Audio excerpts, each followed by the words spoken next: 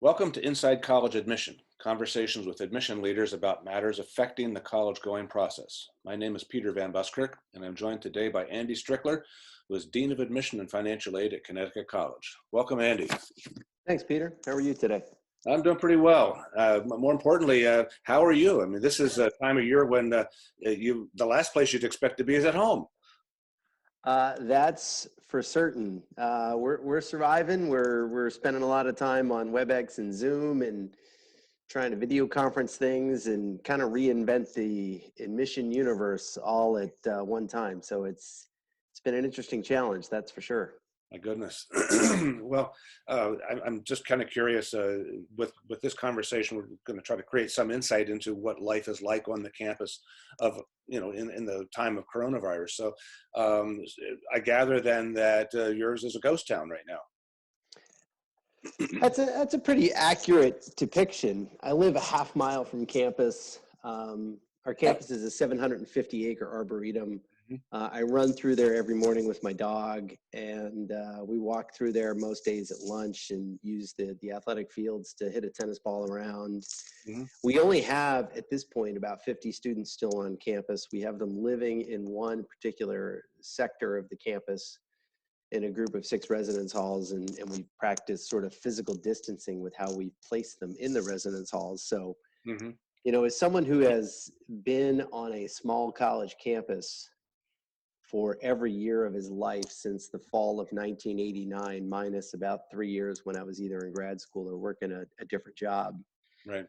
It's a strange experience to walk across a small liberal arts campus in April and not see people and not see faces that you recognize, whether it's students, faculty, or staff. It's a very surreal experience for us, especially considering the types of places that we are that are so relationship oriented. And you're sort of coming out of hibernation too. For what, 3 or 4 months, you and your colleagues have been working at making decisions about whom to admit, and Yes. now you're eager to see them. They're eager to come and see you, and it's Right. a happy We time. we had about 2 weeks where the staff was back in the office and we were making decisions. It was before spring break. The weather had started to break and students were out and about, faculty were out and about, and it was that anticipation and excitement for spring, which occurs. We finish spring break, we release decisions, we move into yield programming, and frankly, the best time of year on a small college campus is spring, and that's been stolen from us. And I feel particularly for the current senior class at the college. This is my 5th year at Con, so the senior class is the first class that I worked with and got to know. I mean, I've gotten to know probably 50 or 60% of them over the course of their tenure. And senior spring is, it's the best time of a college experience, and now it's been moved to 100% of a remote experience, and it's sad. And then, trying to connect with my staff, who in some respects have scattered all over the place to make sure they're in the safest place possible and they're with family. It's a weird dynamic, that's for sure. How did the news of the coronavirus, or should I say the looming impact of it, how did it kind of reach your campus over the last 3 months or so? It probably went from a distant observation of something happening somewhere in China to, wow, it's here. Yeah. How did that all transpire for you guys? The first, we had been reading, and we have a pretty news savvy campus, so we were aware of the outbreak when it became, public in the United States after the first of the year. And, we were talking about it a little bit. It really, it woke us up on the weekend of March 1st, March 2nd, when the first confirmed case was discovered in Massachusetts. And I think concurrently there was a confirmed case discovered in Rhode Island. And those are the 2 states. I mean, we're right on the I-95 corridor, 15 minutes from Rhode Island. So in some respects, we connect a little bit more with Providence than we do sometimes with New York City. We're an hour and a half from Boston. We're 45 minutes from Providence. We're 2 hours from New York City. But that weekend, it really woke us up. And that Monday, I met with my senior communications folks and event planning folks in my office and said, this thing has hit the East Coast. We need to start contingency planning for what admissions will look like over the course of the spring and we actually game planned out 4 different scenarios. We're now on kind of the worst case scenario that could have happened. Mm-hmm. And one of the great things about working at Con is, no place is perfect, but our communication patterns are pretty strong. The senior staff started meeting on a daily basis as the course of this thing evolved. I was given the freedom to communicate freely with my staff. And as a result, we were able to keep faculty, staff, and students in the loop. But every time you think you have your head wrapped around this thing and you have a plan for how you're going to move forward, something changes and you have to game plan around a different permutation that maybe you hadn't thought of yet. So, but the overarching theme for us, frankly, is what's been best for the health and safety of our students and our faculty and our staff. And we were kind of on the front end of sending our students home. They were currently on spring break, and we just said, listen, we're moving to remote. You got to stay home. You have a small window to come back here if you can to get your stuff. If you can't, we will put your stuff in storage and we will mail you at least 1 medium-sized box of academic materials so you have it. We were on the front end, sort of the front edge of getting our faculty and staff to work from a remote location, and just tried to sort of make sure that, we're keeping as many of our prized and cared for people as safe and healthy as possible. Well, and of course, the health implications are very real. Not Mm-hmm. far behind them, the economic implications have become real too. As you're wrapping up the selection process, was there an impact on the way you imagined your class coming together? For example, did you admit maybe a few more students? Are you anticipating waitlist activity, that sort of a thing? We were, again, when this hit the East Coast was the weekend of May 1st and 2nd. We locked them on Friday, March 13th. Mm-hmm. So we had a 2-week window where we could start game planning, and we were a little proactive in terms of how many admitted, who we admitted, and some of what we were going to do with scholarships and aid to anticipate what we perceived were going to be fairly significant societal disruptions, but also economic disruptions that I'm not sure we've seen the full extent of yet.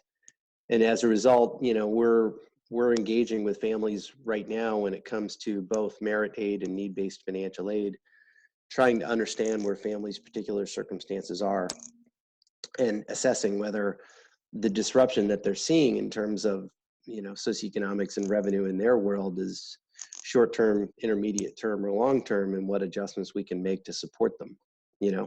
For us, we're an institution that guarantees to meet the full demonstrated need of every student we admit. So when we locked in decisions on the 13th and we admitted that class on March 21st, we're on the hook for supporting them. And that becomes our responsibility to reach out and engage them, encourage them as their economic circumstances change to reach out to us so we can best partner with them and create a viable option here at Con.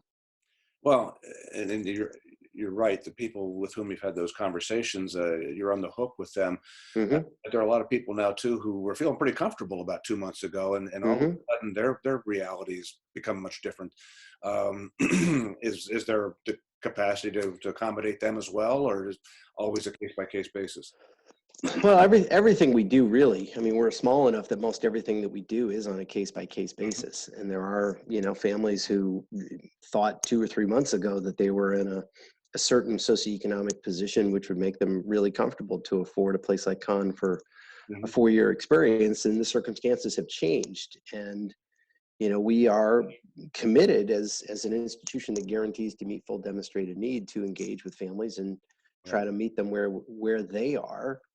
And create viable options and opportunities for them here.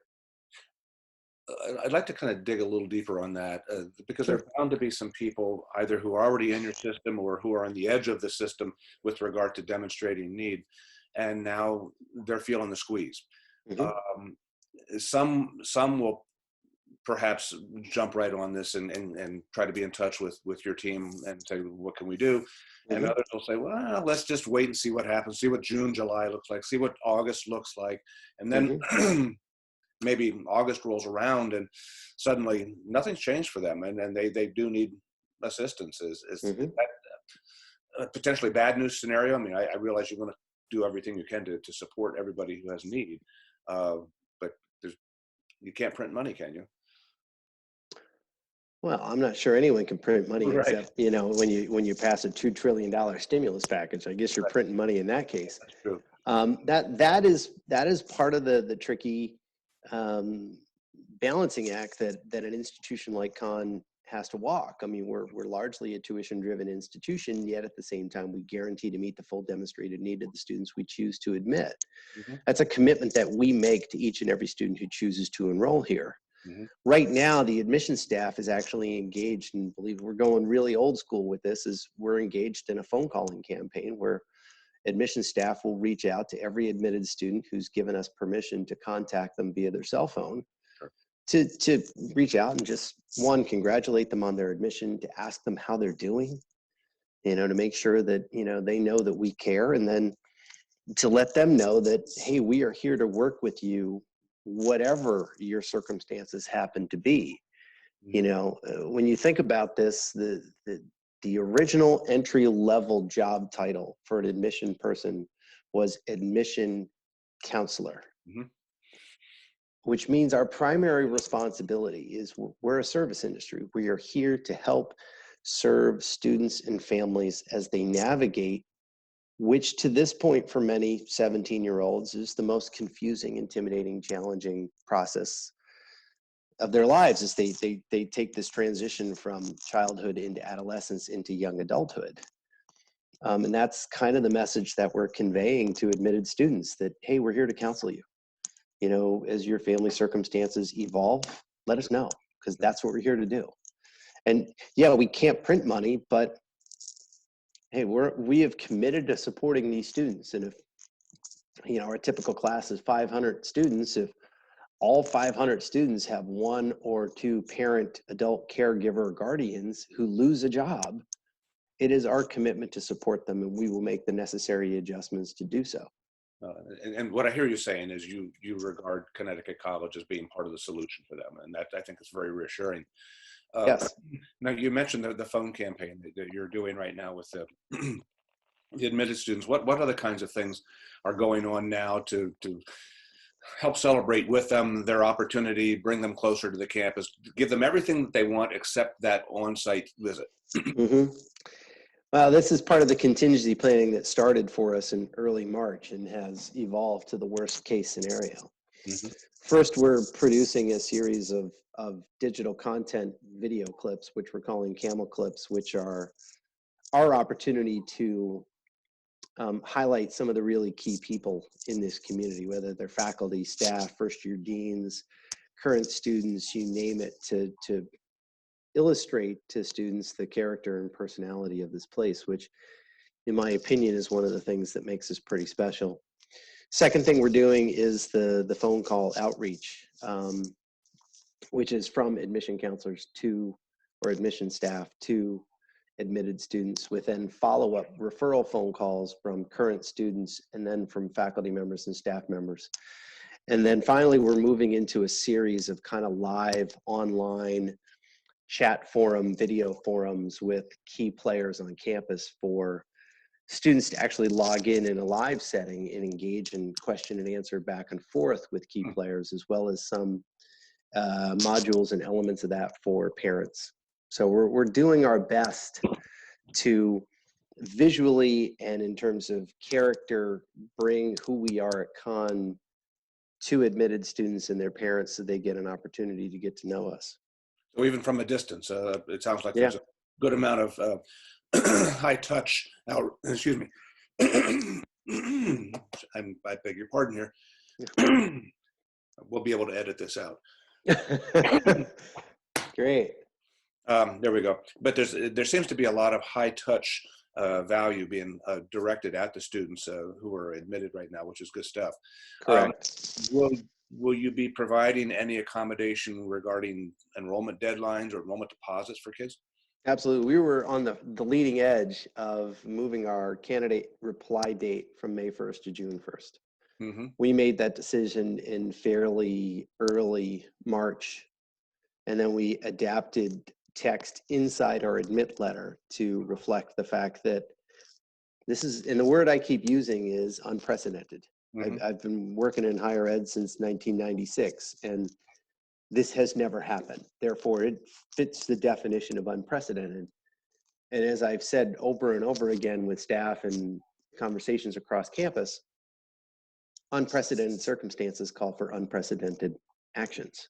Mm-hmm. So we've extended our candidate reply date. We're deliberately not using the word deadline Mm-hmm. because, you know, there are going to be plenty of families who say, hey, we need a little bit more time beyond June 1st. And what are we going to say? We're going to say, if it's a reasonable circumstance, sure. Take as much time as you need to get to know us and make the best decision possible. Well, and because of all of the uncertainties, probably this will be the year of the wait list. This will be a year that the class doesn't really come into full form until maybe mid-August or so. That's a distinct possibility. Absolutely. We hope not. And But we've been transparent with our current student or our current waitlist students about the extended timeline. We have a waitlist point person, so any student who reaches out inquiring about the waitlist will get a response from us and know who the point person is. We've been transparent about our candidate reply date being pushed back and therefore timeline being pushed back on potential waitlist notifications. You know, this process is filled with enough stress and anxiety in a normal year. Then you add in COVID-19, and I've always seen it as our role in this endeavor to try to reduce stress and anxiety among students and parents. mm-hmm. If that's the one thing we can do at Con, then I'd feel pretty good about what we were able to accomplish. Good for you. Is there any speculation about when you hope to open up again? Or I guess that's more of a national issue now than it is a local issue. Well, the funny thing is that we think about it as a national issue, but we're really kind of paying attention to, you know, the state government here in Connecticut. Governor Lamont was on the leading edge of kind of going, you know, stay-at-home orders, and the circumstances here in the state of Connecticut have informed the decisions and the actions that we have taken. So, you know, we have said at this point in time, April 30th, but I don't anticipate that on May 1st, we're going to be, you know, open for business and traffic again.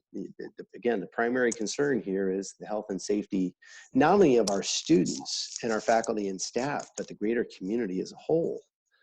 And, you know, infectious disease experts and epidemiologists have stressed that, you know, the longer you do the social distancing, the more you can flatten the curve, et cetera, et cetera. So we're paying attention to, you know, the relevant authorities who are giving us accurate, up-to-date information, and we're following those guidelines to a T. Have you begun to think about what life will be like in the fall? I mean, getting the current admitted class situated is job number one, I'd imagine, but you don't get much rest before you need to be thinking about the class of 2025. Correct. And, you know, traditionally that involves visiting high schools, going to college nights, doing credential review programs, et cetera, open houses, things that are going to be very much up in the air, I would imagine. So what are your thoughts about that at this point? Well, first, we're trying to game plan for as many different contingencies as possible when it comes to our campus operations. You know, theoretically, we would, you know, welcome our first year class on or around August 20th with a week of first year orientation and then move into classes the following week. And we're trying to now anticipate what are the possible scenarios that could lead to some kind of alteration to that, and try to be proactive about how we could alter our structure, our calendar, our systems to navigate that if that is indeed the case. I am still hopeful, and we are still anticipating that come August, we will be open. We'll be able to welcome a first year class. We'll have online, not online, but on campus instruction starting in late August. and we'll have the opportunity to travel as we normally would.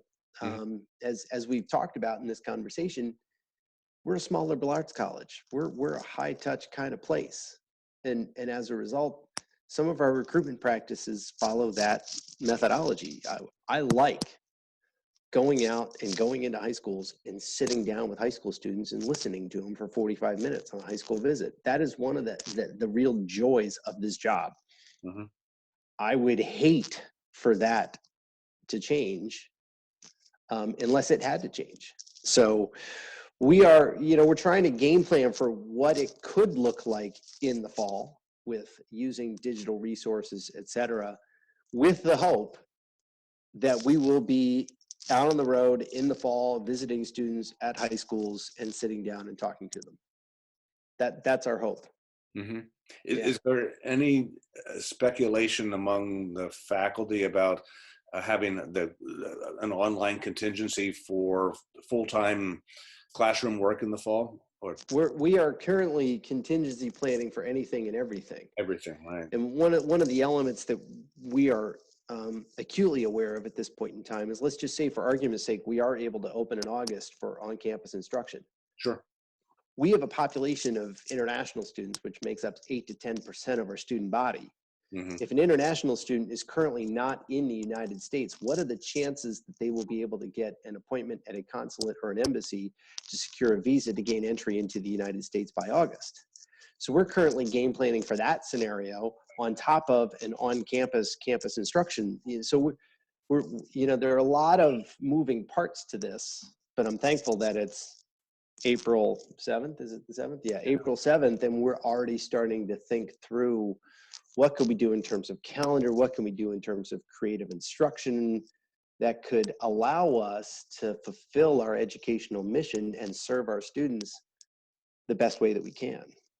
As you're talking about the moving parts, I was sort of chuckling to myself because in the old days when, and not too long ago days when there were a lot of things to be done, a lot of moving parts, somebody calls a meeting, we get everybody in a room and we figure it out and map it out on a board and take it from there. But now you have to do all of that remotely. Is that easier or harder at this point? Oh, much harder, much harder. I much prefer sitting in the same room with people. First of all, you don't have any technological issues, where your video feed drops out or your audio feed drops out and someone sounds like they're underwater. I have not run into a campus meeting yet where there's a dog barking in the room, which happens all the time, because if my dog hears the delivery man in a couple of minutes, she's going to start barking. And there's a different element to the conversations when you just have people in the room together. This is what we thrive on at small liberal arts places. So we're anxious and we're excited for the moment when Governor Lamont tells us, hey, all right, everything's great, go back to work, everything's fine, campuses are great, because that's what drives us. Yeah. Thinking about the kids that are in the next wave of candidates, the class of 2025, they're dealing with a lot of uncertainty right now too. One of the big issues that I'm encountering is the question of testing, and the kids have taken a PSAT or an early ACT. They've taken maybe the first real administration of either, and they have a respectable score, but not one they want to submit. But now they don't want, when can I take this thing again? The spring and perhaps the summer tests have been canceled. Is not college doing anything or considering any contingency for those kids whose testing profile might not present the way they would like it to? Well, this is the shameless plug for Connecticut College. We've been test optional for over a decade now, and over half of our enrolled students choose not to submit test scores anyway. And the other piece I would add is, I think we've covered some of this territory earlier in the phone conversation, where we are pretty flexible, user-friendly admission operation. And as a result, test scores are somewhat devalued for us anyway. And a student who, I can think very infrequently of a student who may have a marginal academic record inside the classroom and a superior test score is the driving force in us choosing to admit a student. So in cases like that, we're going to encourage the student to present the best application possible. And if necessary, I mean, we're the kind of place that offers admission interviews, and, and if a student can't make it to campus, we do travel interviews. And if that doesn't happen, they can do a Skype interview. And, Sure. Anything we can do to get to know the student to the best of our capability to determine if they have the academic preparation to succeed and the kind of character and values that we, want to enroll here at Con, then we'll do anything we need to do to get to know that student. I think I know how you'll respond here, but what would be your reaction to the student who is saying, well, I see that you're test optional, but if I don't send my scores in, won't you assume that they're low? Won't there be a de facto negative there? No. We at Con, we've been a part of 2 longitudinal studies run by Bill Hiss, who's the former dean at Bates, who did, a longitudinal analysis of student performance, those who submitted test scores and those who didn't submit test scores. And at least at Con, there is 0 statistical difference in the academic performance between test submitters and non-submitters in their academic career at Connecticut College. Mm-hmm. So therefore, a student doesn't send a test. In fact, there are a lot of times where I advise a student, listen, the transcript is really great. Your test score is pulling you down, and what that's going to do, it's going to impact your merit scholarship. So I would not submit that test score. Mm-hmm. So we don't make the assumption that the test score is low. Some kids don't take tests well. I mean, we could get into another 45-minute conversation about the SAT and what it really assesses. Exactly. I will choose to avoid that rabbit hole here. So, it's not a huge issue for us in terms of, they didn't submit their test scores, therefore they're low. Who cares? Yeah. Well, that's kind of the attitude we take. Back in the day when I sat in a chair like yours, we went test optional at Franklin and Marshall, and Bill Hiss was informative in that decision as well. And I just recall that, number one, that first year was a liberating experience for us to be able to look beyond numbers to the kids, and the kids that we took who otherwise might have had low scores did beautifully. And we found kids with perfect scores who chose not to submit them, which chagrined me at the time because I wanted to be able to show off those scores. But I get it.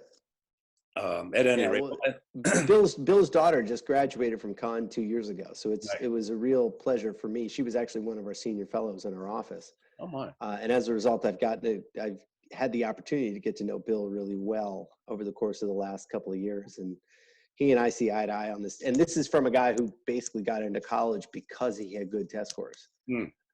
So I've stepped outside my personal bias to realize that if a kid wants to submit it, great. If they don't, we don't care. Now, the flip side of that is that what we're saying to kids when we go test optional is that the most important part of your presentation is your academic record, courses and grades. Now we've got a lot of high school juniors and sophomores and maybe freshmen who are saying, well, what's this pass-fail going to look like? Because, 2019, 2020 didn't finish the way it's supposed to. Right. Well, we've told high school seniors at this point in time that, listen, don't worry about the pass-fail thing on your final semester. We admitted you for what you demonstrated earlier. And again, unprecedented circumstances call for unprecedented actions. We will need to adapt and evolve our application review procedures for next year with the understanding that one of the key semesters that we're going to be looking at is going to be a pass-fail semester from spring junior year. We don't make a single decision here at Con, either in early decision 1, early decision 2, or regular decision without getting a look at senior grades. So the 7th semester performance is an important factor for us. And we will just encourage students to, 1, perform well during the fall of their senior year. And 2, if circumstances have emerged that have prevented that from happening, and there is a contextual piece that you would like to add to your application, you should do so. We are always open to a conversation with a student that's going to add context to what we see on a transcript. Speaking of that circumstance, um, there are a lot of rising high school seniors now who are fretting a bit about their college essays. Hmm. And then they've heard in the past about taboo topics, death, divorce, etc. Will coronavirus be this year's taboo topic? We'll certainly see a lot of those essays. Yeah, I'm not a big fan of what a taboo topic Good. could I'm not. be. I don't think there are taboo topics. I mean, there's certain topics that you read a lot of essays about. Mhm. Some are handled well, and some feel like this is the essay I feel I should have written instead of the essay I really wanted to write. Mhm. And we have a whole section on our website about what we call essays that worked. Students can go to concol.edu, go to the admission page, and find essays that worked. And there are a couple of tips about essays. And then in each first year class, we grab 4 or 5 essays that really struck us positively in the admission process. We ask permission from the student, and when granted, we post it on our website. And then the reason why I draw students' attention to those essays is there's no one umbrella topic or theme that quote unquote works in Mhm. an admission essay. Mhm. So, sure, we're going to run into a bunch of coronavirus essays, and some of them are probably going to be really great. And some of them are probably going to be, that's the essay you felt you should have written instead of the essay you really wanted to write. Exactly. And for me, what I see that as a missed opportunity Mhm. for us to gather or get a nugget of information from a student that with a missed opportunity it wasn't realized. And that, as someone who, I'm a Quaker, I believe in individuality, I believe in horizontal power structures. I believe that we had 6,876 applications this year, and each one of those is a real person. It's a young person with dreams, hopes, and aspirations, and we should value those individual data points in the process. Mhm. I want every one of those folks to maximize their opportunities to present their best version of themselves. So that's where I land on the essay. I don't think there are taboo topics. I think that's If you're going to write about it, just do it well. very well said. In the workshops that I've done in the past, I try to tell kids the same thing. There is no such thing as taboo. But you have to Right. you have to reveal something about yourself in this process, though. Yep. Let's take that to another level here. Let's suppose you have a random opportunity to talk with a 17-year-old rising high school senior who's Hmm. feeling a bit overwhelmed about what's going on in the world and is really perplexed about what all this means for college planning. What advice might you have for that young person? Well, when I get invited to and travel around and do speaking engagements at high schools for their junior college kickoff programs, Hmm. um, one of the things that I do is I like to ask the college counselor who has invited me, what are you trying to accomplish with this session? And 99% of the time, one of the themes that I want to highlight and one of the objectives they want to accomplish are in full concert. And that is that students need to hear and families need to hear. This is not just a student thing. This is a student, this is a family, this is a parent, this is a guardian, this is an adult caregiver theme, that it's all going to work out. This is going to be okay. And when I say this is going to be okay, I mean 2 things. I mean, one, the college process will work. Students will apply to schools. They will get admitted to schools unless they completely overshoot. But they'll get admitted to colleges and they will find a place that they love. Hmm. And the other piece of this that will work out is life. Life is going to work out. Kids, I mean, I've been doing this long enough, and I started as way back in my higher education career. I started as the head cross country coach at Kalamazoo College in Michigan, Hmm. which means I was actively involved in recruiting student athletes. And then my job was to go running with them every day. I tell you, Yeah. That is the hardest job in the universe. I get to go run and hang out with college kids every day. And the number of stories and the macro data point that I have of the students that I've worked with, that the college process works out and life works out, are two almost fundamental truths in this thing. Absolutely. And we spin this thing up and we make it so filled with stress and anxiety, and our society has narrowed the definition of success to the point where if you don't get into Harvard, Yale, or Princeton, you will have no life. And that is the furthest thing from the truth. It really is. And one of the other pieces that I throw out to high schools is this is my favorite thing that I do in high schools is I walk in there and I ask the high school audience, I say, raise your hand if you've heard of Earlham College. And unless you are at a Quaker high school, less than 5 hands go up every time. Right. And I'm a graduate. I'm a 1993 graduate of Earlham College. It was the perfect place for me. And I tell families and I tell students and I tell parents and adult caregivers and guardians, I say, listen, you can go to a college that no one has ever heard of, and it will work out. It's a great story. It's fact. My youngest brother teaches at Earlham College, so we can have Really? we can extend that conversation at some point. Who's your brother? His name is Mark. He's in the art department. Oh, wow. That's awesome. Check him out. That's right. Well, as we kind of put a wrap on this,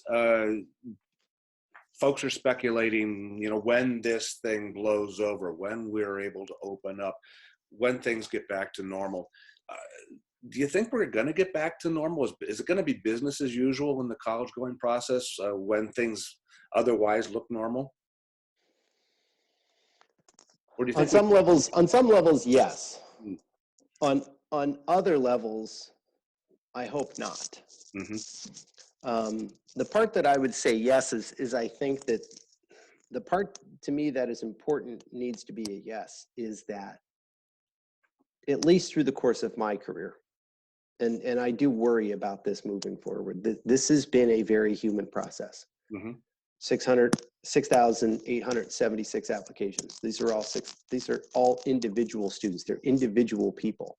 Mm-hmm. And they are engaging with us as an institution represented by individual people.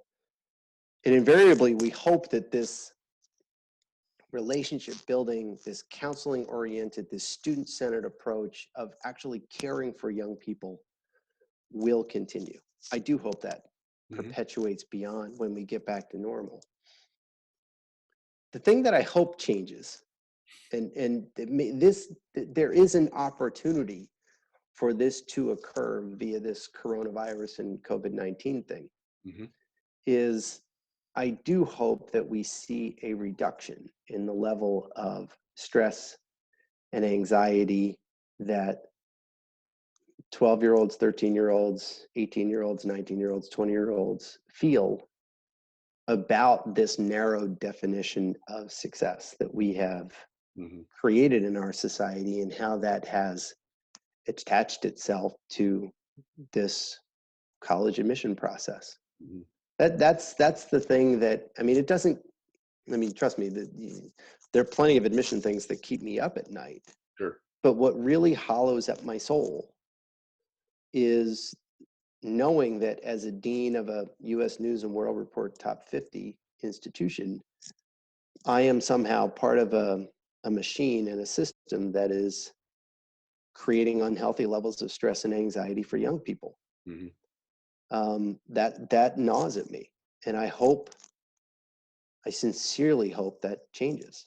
It's, we all got into this job because we really like and care about young people. Again, being the head cross country coach at Kalamazoo College was literally the greatest job in the universe. It only paid $5,000 a year. That's why I'm doing what I'm doing now. Right. But it was awesome. And at some level, all of us who got into this because of something like that. We liked working with young people and helping them identify their dreams, stretch for their dreams, and achieve their dreams. And I just hope we can get back to something like that and get away from stress and anxiety. Let's keep our fingers crossed. Yeah. As we wrap up here, Andy, is there any resource to which you'd like to refer students and their parents so that they can understand better the comings and goings at Connecticut College, or a website or a web page on Yeah, your site yeah. that you'd like to shout out? Yeah, for essay tips, we have the spot on our website, Essays That Worked. And then for our digital content, as we are working to bring Khan to our admitted students and essentially Khan to the universe, off of our admitted students webpage, we have something called camel clips, because we're the Connecticut College Camels, and you can see it on my hat there. Camels. Everything here is camel something. So we have our camel clips, which is a whole suite of video content from critical people in our community talking about who we are and what makes this place special. Cool. Well, folks, I hope you take advantage of those resources as you get to know more about Connecticut College. Andy, thank you very much for taking time from your day and probably countless other Zoom meetings to talk about the world as we see it in the age of COVID-19. For those of you who have joined us, I hope that you found this useful, and we'll check in again for another webinar at a future time. In the meantime, be safe and have a great day. Thank you very much. Thanks, Peter.